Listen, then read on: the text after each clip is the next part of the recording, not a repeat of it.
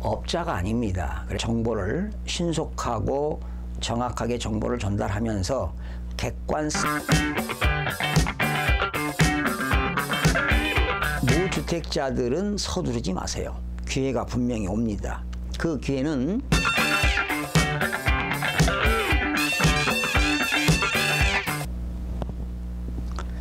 시청자 여러분 안녕하십니까? 반갑습니다. 김동수입니다. 이 시간에는 기업인들이 알아야 할 세 가지 분석을 좀 전해드리겠습니다. 기업인이라면 이런 세 가지 기업 경영 분석 정도는 알아야 되지 않겠습니까? 예. 한국은행 조사에 의하면요, 2017년 말 기준 우리나라 법인들은 업체 수가 65만 5,524개 업체 수가 있는데요. 이 중 제조업은 14만 5,406개의 업체 수, 비제조업은 51만 118개의 업체 수가 있습니다. 그러면 이러한 법인 기업들을 운영하는 기업인들은 최소한 기업 경영 분석 정도는 알아야 되지 않나 해서 이 시간에 세 가지를 좀 전하겠습니다. 기업 경영 분석하는 데는 크게 세 가지로 볼 수가 있습니다. 그 기업이 어느 정도로 성장하고 있느냐, 성장성입니다. 성장성. 두 번째는 기업이라고 하는 것은 영리를 목적으로 하는 거니까 이윤을 추구해야 되지 않겠습니까? 수익성을 말합니다. 두 번째는 수익성. 그리고 기업이 한번 탄생이 되면 계속적으로 계속 기업으로 이어져 나가야 되기 때문에 그 기업을 안정적으로 운영해야 되기 때문에 그 기업의 안정성을 들 수가 있습니다. 그래서 기본적인 기업 경영 분석에는 크게 세 가지가 있습니다. 성장성, 수익성, 안정성입니다. 그러면 먼저 성장성은 어떤 것을 의미하느냐, 소위 그로잉 트렌드가 되겠는데요. 그 기업에서 매출액이 해마다 늘어나야 됩니다. 매출액이 증가율이 높아야 됩니다. 매출액이 증가해야 된다. 아무래도 매출액이 증가되면 매출이라고 하는 수익이 늘어나는 거 아니겠습니까? 거기에 이제 매출액의 반대급부는 매출 원가입니다. 그래서 매출액에서 매출 원가를 빼게 되면 매출 총이익이 나오잖아요. 그래서 일단 매출액이 신장되어야 한다는 겁니다. 매출액이 지난 2017년도를 기준으로 한다면, 지금 올해는 2018년이지 얼마 안 남았는데요. 사실은 2017년도하고 2018년도 비교한다면 2017년도가 좀 나아지지 않았습니까? 앞으로 가면 갈수록 경제 성장률이 둔화되기 때문에 기업들의 성장성이 좀 둔화되지 않을까 생각하는데, 지난 2017년도를 보면은 2016년도를 비교해서 제조업은 매출액이 9%가 증가가 되었습니다. 그리고 비제조업은 9.2%가 증가가 된 걸로 조사가 됐습니다. 자, 그러면 성장성에서는 또 두 번째는 그 기업의 총 자산이 증가해야 됩니다. 총 그 기업의 자산이 증가하는데, 사실은 2017년도에도 제조업은 총 자산 증가가 6.5%가 증가했고요. 비제조업은 7.6%가 증가했습니다. 그러면 성장성 중에 세 번째는 그 기업의 자산은 자산인데 유형자산 증가가 있어야 됩니다. 유형자산이라고 하는 건 토지라든가 건축물, 차량, 기계 설비, 기계 장비 이런 것들이 유형자산이 되겠는데요. 기업에서 설비를 투자하게 되면 유형자산이 증가합니다. 또 기업에서 영업용 건물이나 공장을 새롭게 신축하게 되면 유형자산이 증가되는 것도 하나의 성장성이 되겠는데요. 2017년도에 제조업은 7.1%가 유형자산이 증가된 걸로 조사되었습니다. 비제조업은 6.7%가 증가한 것으로 조사가 됐는데요. 아직 2018년도 거는 자료가 수집되지 않았습니다. 그러면 2017년도를 기준으로 한다면 제조업이든 비제조업이든 기업이 성장했다고 볼 수가 있습니다. 이건 통계입니다. 전체적인 통계이기 때문에 전반적으로 성장했다. 그러면 성장성은 매출액이 증가하고 총자산이 증가하고 유형자산이 증가를 했다면 그 기업은 growing 트렌드, 성장성이 되었다. 이렇게 파악할 수가 있겠고요.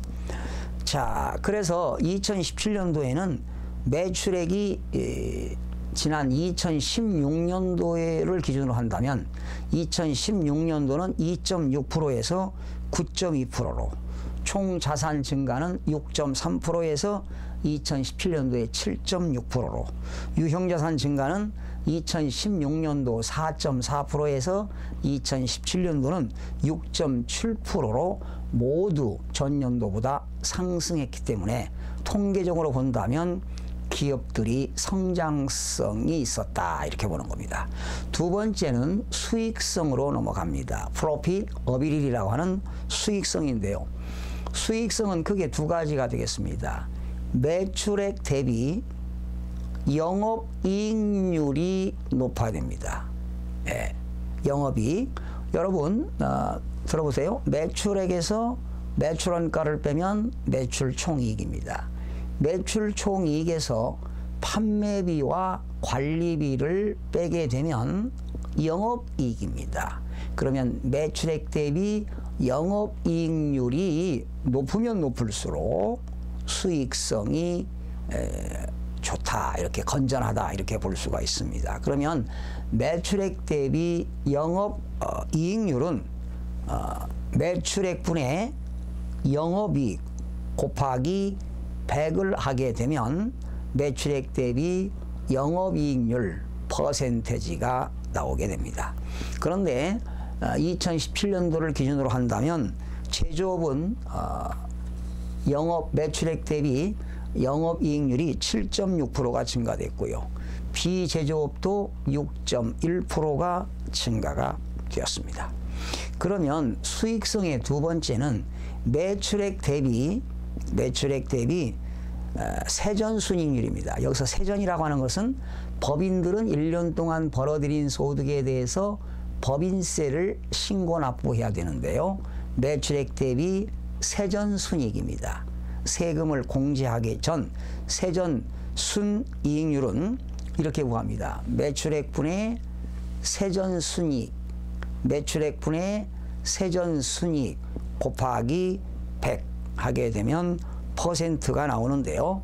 2017년도 기준 제조업은 매출액 대비 세전순이익이 7.9%가 증가했고요.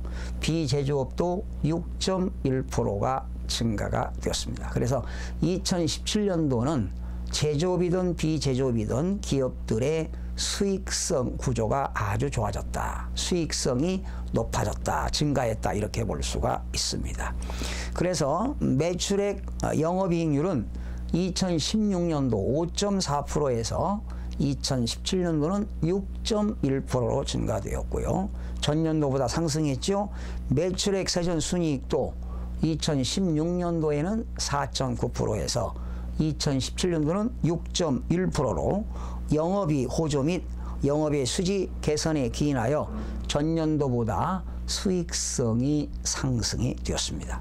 세 번째는 안정성입니다. 안정성, 스테빌리티가 되겠죠. 안정성은 두 가지로 기업 경영 분석할 수가 있는데 첫 번째는 부채 비율입니다. 부채 비율은 부채라고 하는 건 기업에서 타인에게 갚아야 할 채무를 부채라고 하는데 부채 비율은 자기 자본분의 부채입니다. 곱하기 100을 하면 부채 비율이 나오는데요. 부채 비율은 자기 자본분의 부채 곱하기 100 하게 되면 부채 비율이 나오는데 2017년도 기준에서요. 우리나라 제조업들의 부채 비율이 77%에 해당합니다. 비제조업은 부채 비율이 114.1%로 조사가 되었습니다. 그러면 기업이 안정적으로 가려면 부채 비율이 낮아야 되겠지요. 그러면 우리나라 작년 2017년도 제조업은 부채 비율이 77%면 상당히 높은 거 아니겠습니까? 비제조업은 더 높습니다. 114.1%. 이렇게 기업이 안정적으로 가려면 부채 비율을 낮춰야 되겠습니다. 두 번째는 안정성의 기업 분석에는 두 번째는 차입금 의존도가 있습니다. 차입금, 빌려오는 돈을 너무 의존하면 안 되는 것이죠.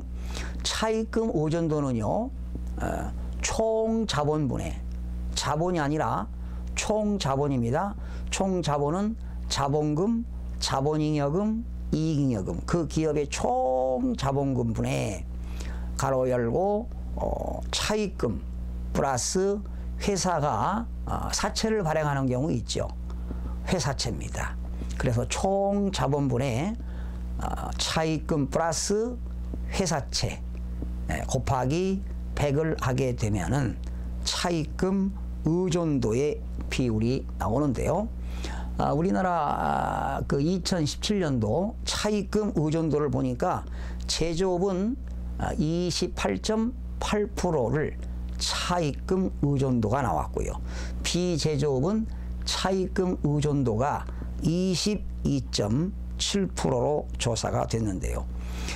지난 2016년도를 비교한다면 부채 비율은 121.2%에서 114.1%로, 차입금 의존도는 2016년도 29.8%에서 28.8%로 모두 전년도보다 하락하는 것으로 나왔습니다. 자, 그러면 결론적으로 기업 경영 분석하는 데는 세 가지가 있다고 그랬죠. 성장성은 증가하는 게 좋고요. 수익성도 높아지는 게, 상승하는 게 좋고요. 그리고 세 번째, 안정성의 부채 비율이나 차입금 의존도는 하락하는 것이 좋겠죠. 여러분들 이해가 되셨습니까? 뭐 기업인이 아니더라도 일반인들이라 하더라도 또 자영업자, 개인 사업을 하는 자영업자들도 이렇게 기업 경영 분석에는 세 가지가 있다라는 것입니다. 성장성, 수익성, 안정성 세 가지가 잘 톱니바퀴처럼 돌아가고 해야 기업이 안정적으로 운영할 수 있는 기업 경영 분석을 해봤습니다. 그러나 작년까지는 그래도 기업 경영 분석해 보니까 수익성이나 안정성이나 성장성이 좋았지만 올해는 좀 하락하지 않을까. 2019년도에는 더욱더 기업들의 경영이 악화되지 않을까. 그 이유는 미국의 기준금리 인상, 그리고 미국과 중국의 무역 분쟁으로 우리나라는 현재 수입보다 수출이 많으니까 경상수지가 높은 국가입니다. 그런데 만약에 수출이 하락한다면 경상수지도 떨어지지 않을까, 이런 예상을 해보면서 오늘은 기업 경영 분석에 대해서 살펴봤습니다. 시청자 여러분 대단히 고맙습니다. 다음 시간에 찾아뵙겠습니다.